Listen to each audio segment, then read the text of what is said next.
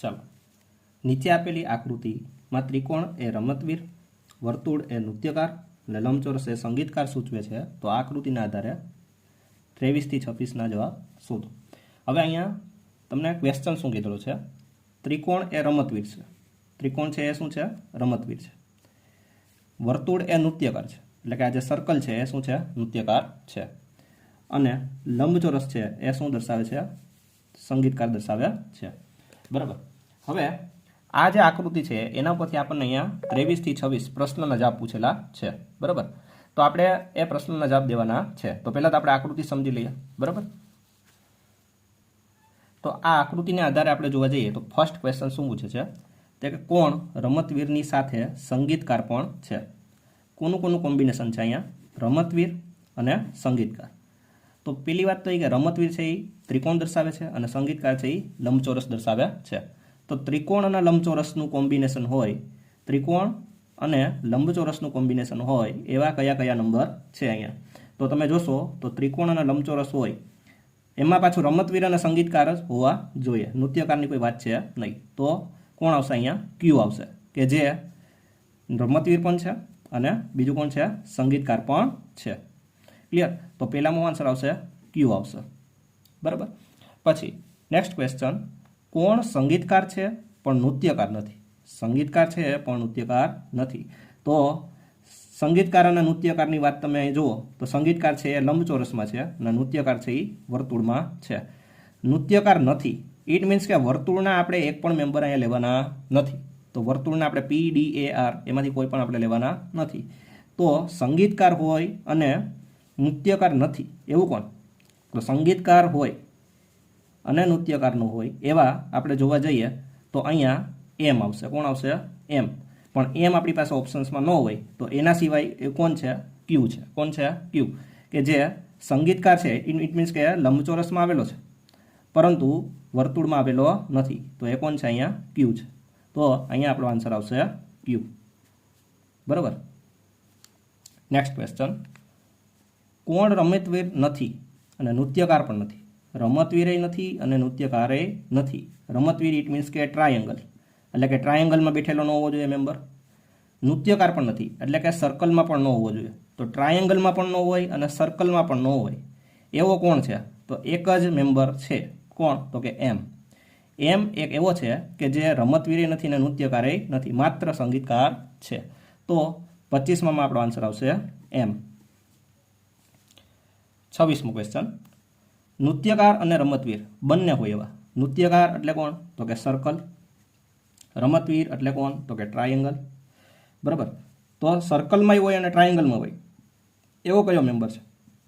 તો ટ્રાયેંગલમાં પણ હોય અને સર્કલમાં પણ હોય એવા તમે જોશો તો અહીંયા નૃત્યકાર અને રમતવીર બે જ કીધું, સંગીતકાર ના હોવો જોઈએ. બરાબર છે. તો તમે જોશો તો રમતવીર અને નૃત્યકાર બે કવર કરતો એવો કયો મેમ્બર છે?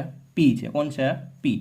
તમને એમ થાય કે એ પણ લેવો જોઈએ, પણ એ જોઈએ તો આપણે કેમ આવી જશે? સંગીતકારમાં પણ આવી જશે. અહીંયા આપણને સંગીતકારનો કોઈ ક્વેશ્ચનમાં વાત કરેલી નથી, માત્ર નૃત્યકાર અને રમતવીરની જ વાત કરેલી છે. તો નૃત્યકાર અને રમતવીર હોય એવો કયો મેમ્બર છે? પી. માત્ર કયો મેમ્બર છે? પી. તો અહીંયા 26માં આન્સર આવશે પી આવશે. ક્લિયર? નેક્સ્ટ ક્વેશ્ચન, આપેલ 4 આકૃતિમાંથી કોઈ એક આકૃતિ અલગ પડે છે. હવે કઈ રીતે આકૃતિ અલગ પડે છે આપણે અહીંયા જોવાનું છે. તો અહીંયા શું છે? ચોરસ, પછી અંદર ત્રિકોણ ને એની અંદર કોણ છે? ચોરસ. વર્તુળ, ચોરસ, ત્રિકોણ. ચોરસ, વર્તુળ, ચોરસ, ત્રિકોણ, લંબચોરસ અને અંદર શું છે? ત્રિકોણ. હવે તમે અહીંયા જોશો તો એક લોજિક છે. શું છે? તો કે સૌથી બહારની આકૃતિ અને સૌથી અંદરની આકૃતિ છે એ મેચ થાય છે. અહીંયા ચોરસ છે તો અંદર શું છે? ચોરસ. અહીંયા ચોરસ છે તો અંદર શું છે? ચોરસ. બહાર ત્રિકોણ છે તો અંદર શું છે? ત્રિકોણ છે. અહીંયા તમે જોશો તો બહાર વર્તુળ છે અને અંદર શું છે? ત્રિકોણ છે. બહાર વર્તુળ છે અને અંદર શું છે? ત્રિકોણ. ઇટ મીન્સ કે આ ચારેય આકૃતિ છે એમાં અલગ કઈ આકૃતિ પડે છે? તો કે આકૃતિ બીજા નંબરની. બરાબર. કારણ કે બાકી બધામાં આકૃતિમાં તમે જોશો તો બહારનો શેપ અને અંદરનો શેપ છે એ સરખો છે, જ્યારે આમાં બહારનો શેપ અને અંદરનો શેપ મેચ થતો નથી. ક્લિયર? ચાલો, હવે અહીંયા તમારે જોવું હોય તો 1, 2 અને 3 આકૃતિ આપેલી છે જે કોઈ એક પેટર્ન પ્રમાણે ચાલે છે. બરાબર. તો આ 3 સ્ટેપ પછી ચોથા સ્ટેપમાં કઈ આકૃતિ આવશે એ આપણે અહીં કહેવાનું છે. બરાબર. ચાલો તો પહેલાં આપણે એરો છે ને એરો એનો આપણે લોજિક સેટ કરીએ. પહેલાં એરો છે ઉપર ગયો, પછી આમ ગયો, પછી આમ ગયો, તો હવે કેમ જશે? આ રીતે એરો આવશે. બરાબર. નેક્સ્ટ લોજિક આપણે આ શૂન્ય છે ને એનો આપણે સેટ કરીએ. શૂન્ય પહેલાં અહીંયા છે, નેક્સ્ટ આકૃતિમાં ઉપર ગયો ક્રોસમાં, પાછો નીચે આવ્યો ક્રોસમાં, તો પાછો હવે ક્યાં જશે? ક્રોસમાં ઉપર જશે. બરાબર. હવે નેક્સ્ટ છે આપણે ચોકડીનું લોજિક સેટ કરીએ. બરાબર છે. તો ઓકે, તો એમાં તમે જોશો તો ચોકડી પહેલાં ઉપર હતી, પછી નીચે આવી, પાછી ઉપર ગઈ, તો હવે ક્યાં જશે? નીચે આવશે, એટલે કે અહીંયા બેઠશે. બરાબર. હવે એક આપણે છેલ્લો આ જે એંગલ આપેલો છે એનો આપણે લોજિક સેટ કરવાનું છે.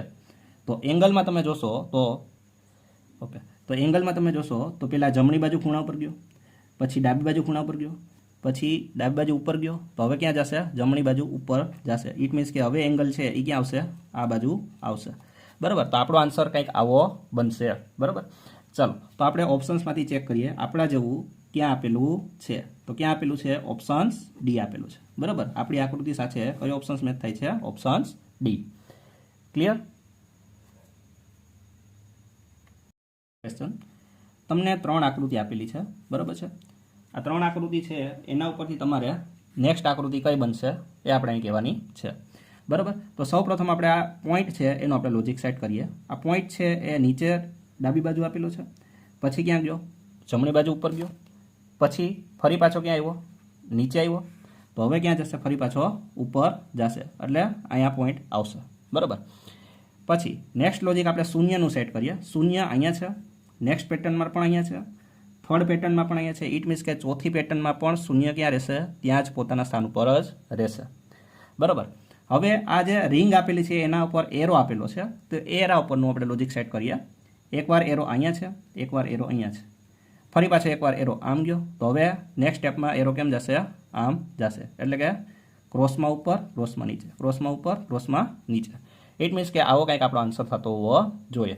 તો આપેલ ઓપ્શન્સમાંથી આપણને કયો આન્સર મળશે? તો આપણા જેવો ઓપ્શન્સ છે એ કયો છે? ઓપ્શન્સ એ છે. ક્લિયર?